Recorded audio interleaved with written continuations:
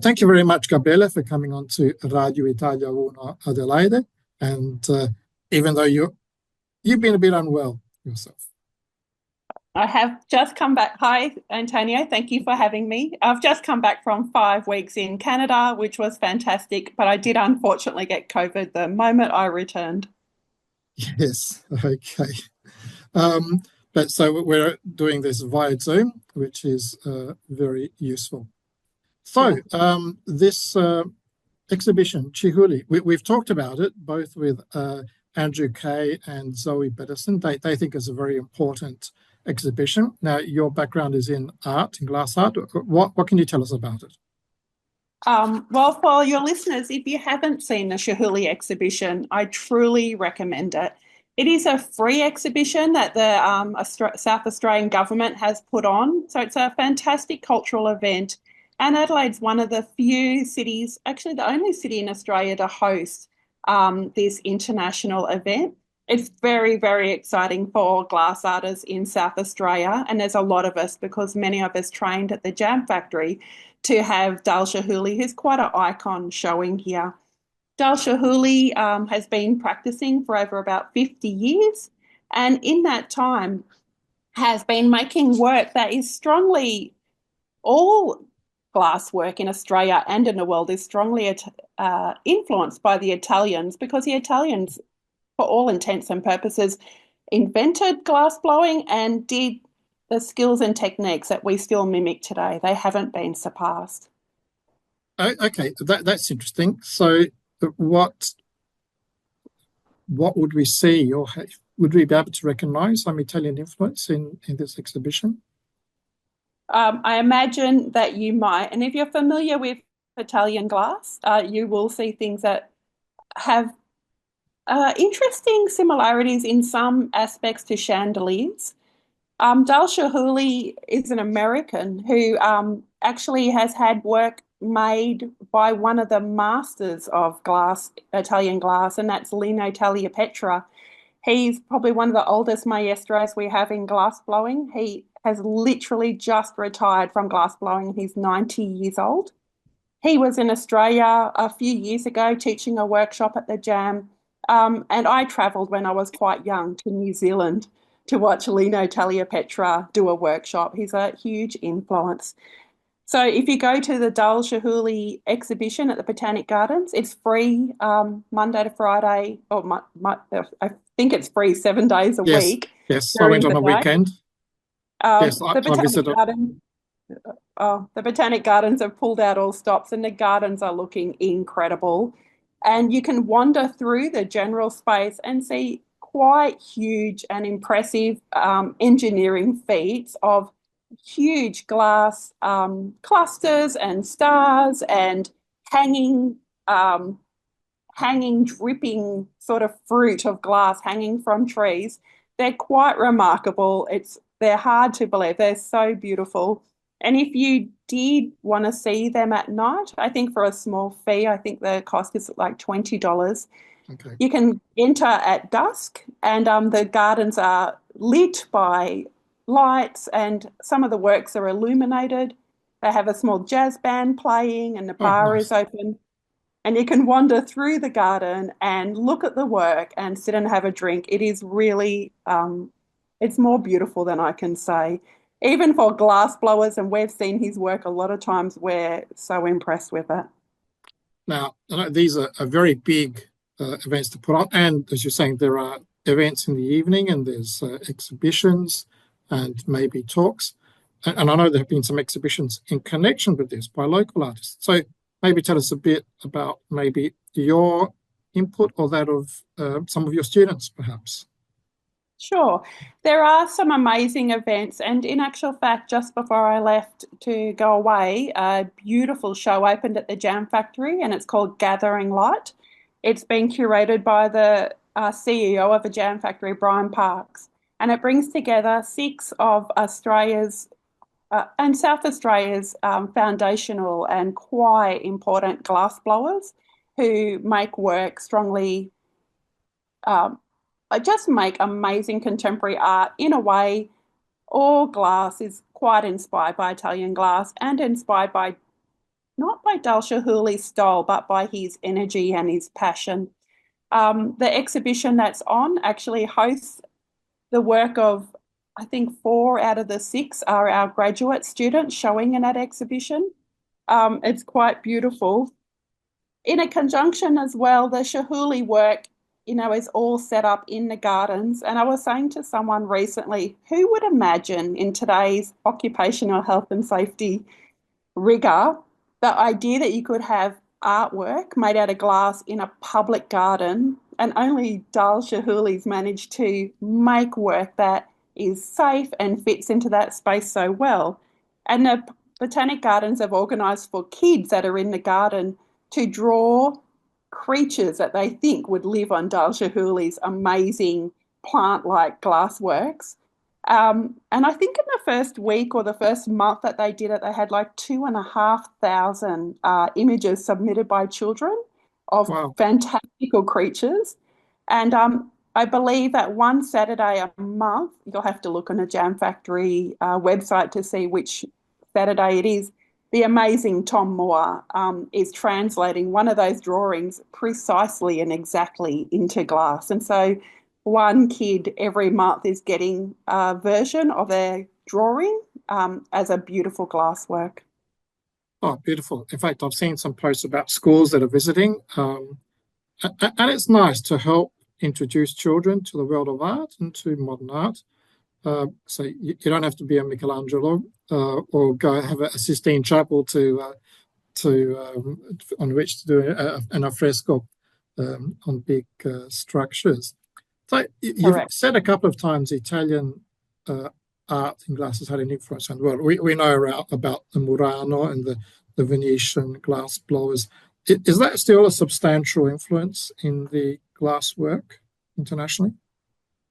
In Australia in particular, we have a background of being taught and shown techniques sometimes by predominantly American glassblowers. In the 90s and the early 2000s, some really significant glassblowers would come to Australia and show us how to do particular techniques. And the techniques they have taught us are literally Venetian techniques. So Venetian techniques are thousands of years old.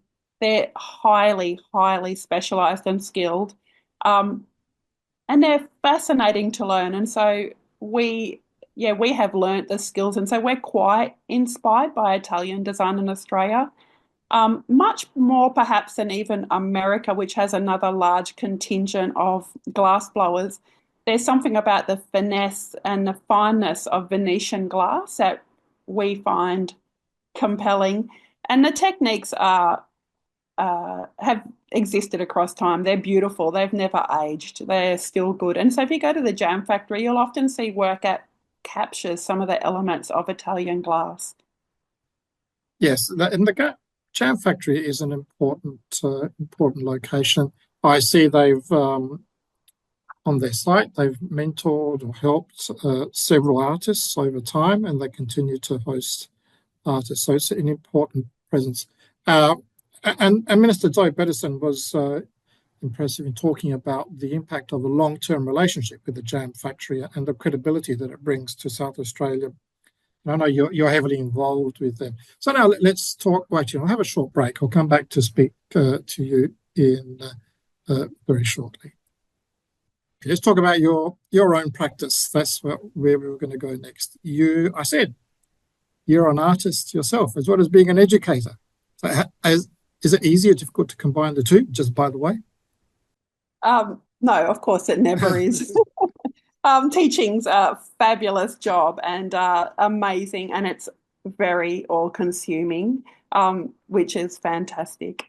I am an artist. I moved to South Australia because of the Jam Factory, which offers a training program.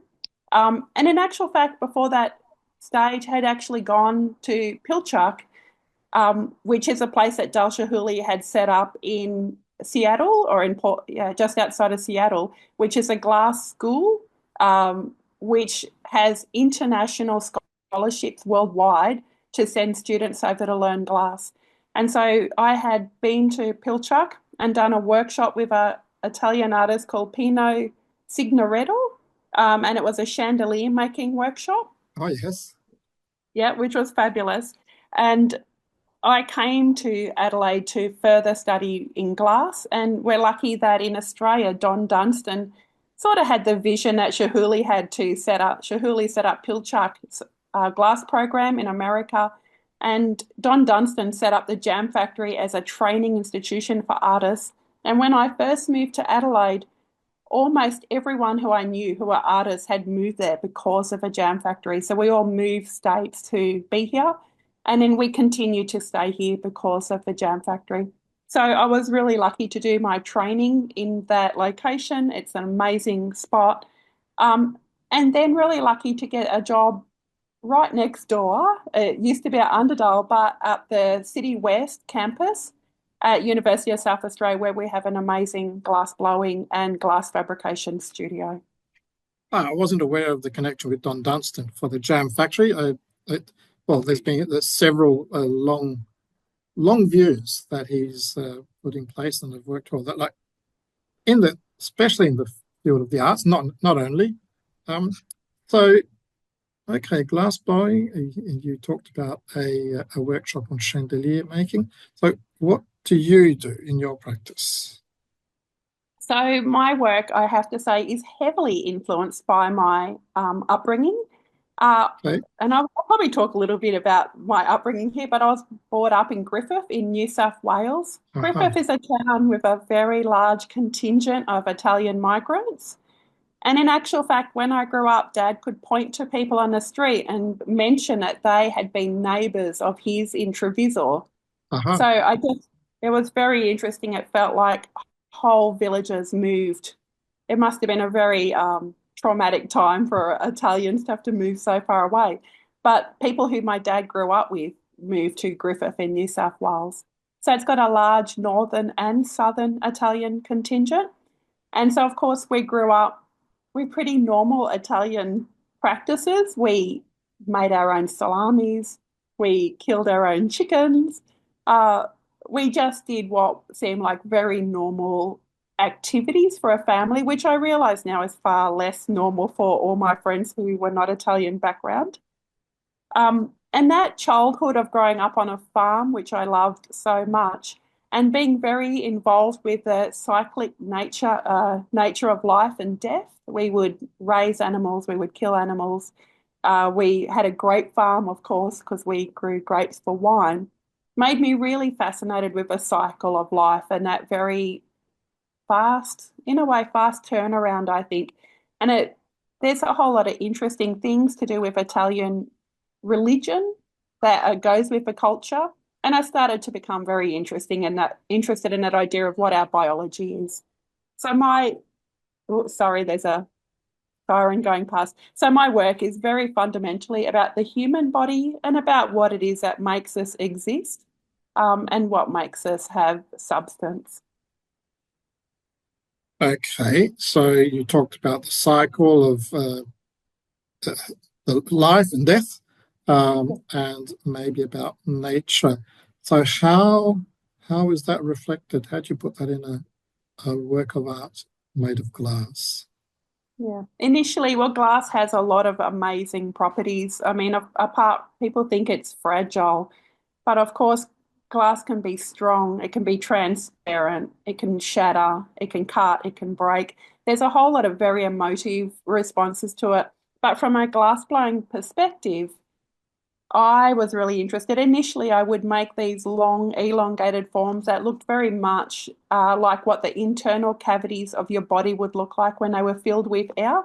I was really interested in that very fine balance that we have with our bodies, that when we're healthy, everything's in perfect balance, but it doesn't take much balance to go out for everything to be out of balance. And so I made some quite precarious balanced objects that looked like lungs or looked like air cavities that sat beautifully, but gave you a sense of unease of whether they would always stay upright with that much ease.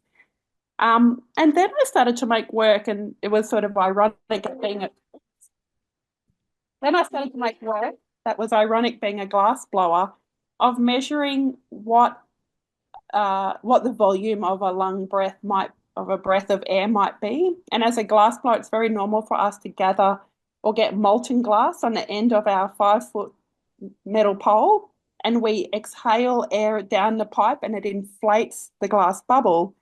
Yeah. And I started making work where I took a deep breath and I just inflated it into a bubble. And at the stage that the bubble would go hard, it would go below 1,000 degrees. And so the glass would go stiff, would be the same time that I had finished exhaling a breath of air. And so I started measuring breaths with glass with my work. Okay. Several interesting elements there. Not my next guest. Later on, I'm talking to Professor Luigi Fontana, who's an expert on longevity, and part of his story is about exercise that revolves around breath and how much of our lung capacity we use. You mentioned when the glass comes below 1,000 degrees. Wow. Yes. So how hot does it get? We generally are blowing glass at about 1,150 degrees, which is just malleable enough. It's like incredibly hot honey, let's say.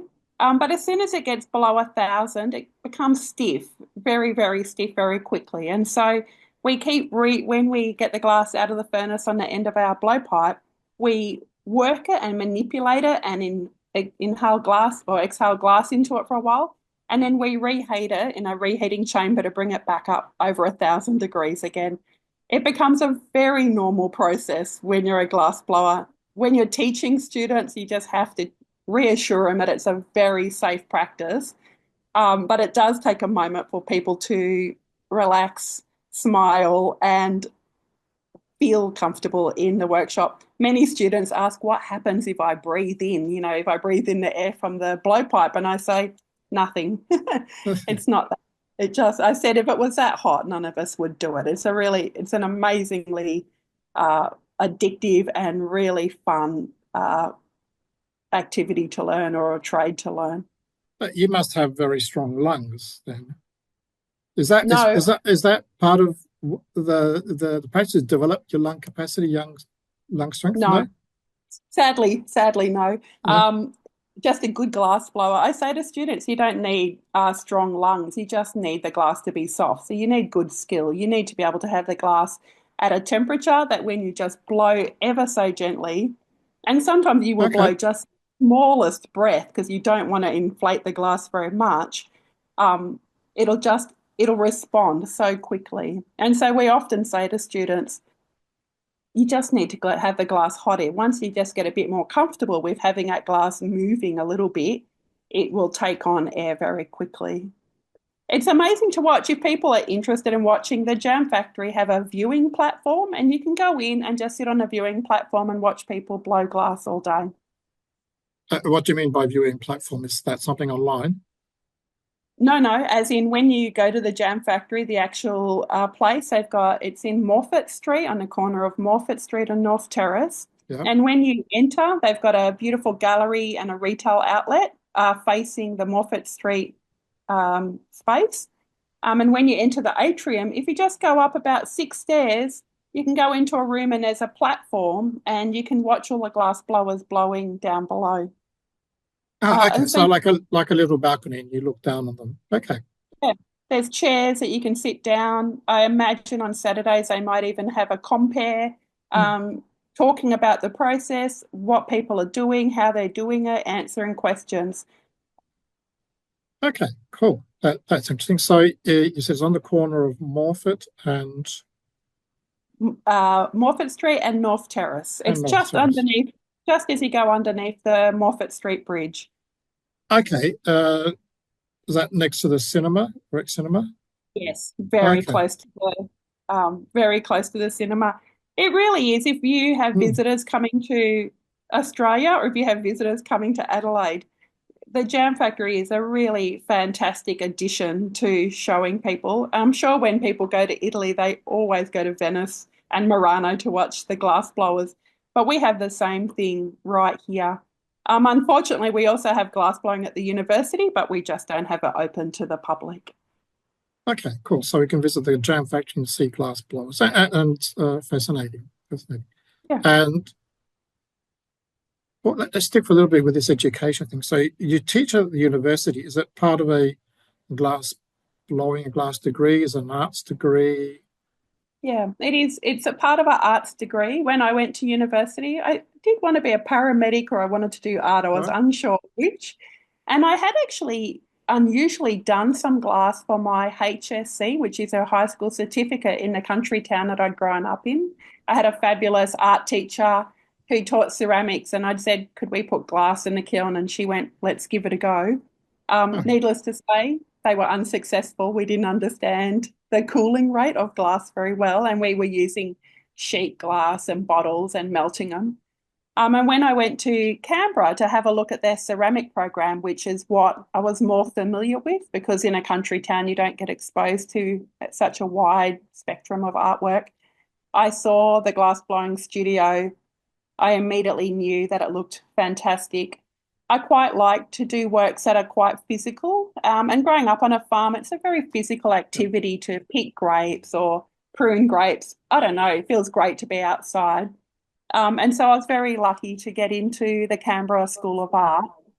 And glass is more than just glass blowing. You also learn how to do glass casting, which is making glass go into a mold, and how to do all the sort of surface treatments of glass.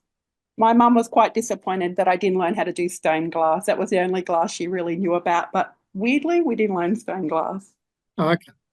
So that's interesting. We're running out of time. The next question I was going to ask, and we already touched upon it a little bit, is your Italianness. So Bisetto, you already told us the origins are in Treviso, Treviso, or a town or village nearby. My father's family are in Treviso and they're still in Treviso, so I get to meet them, which is fantastic. My mother's family was from Padua, and so Okay, I've been on there less, maybe once or twice, and I haven't met as much of her family. My dad moved to Italy as a 18-year-old. My mum was born in Australia to Italian migrants.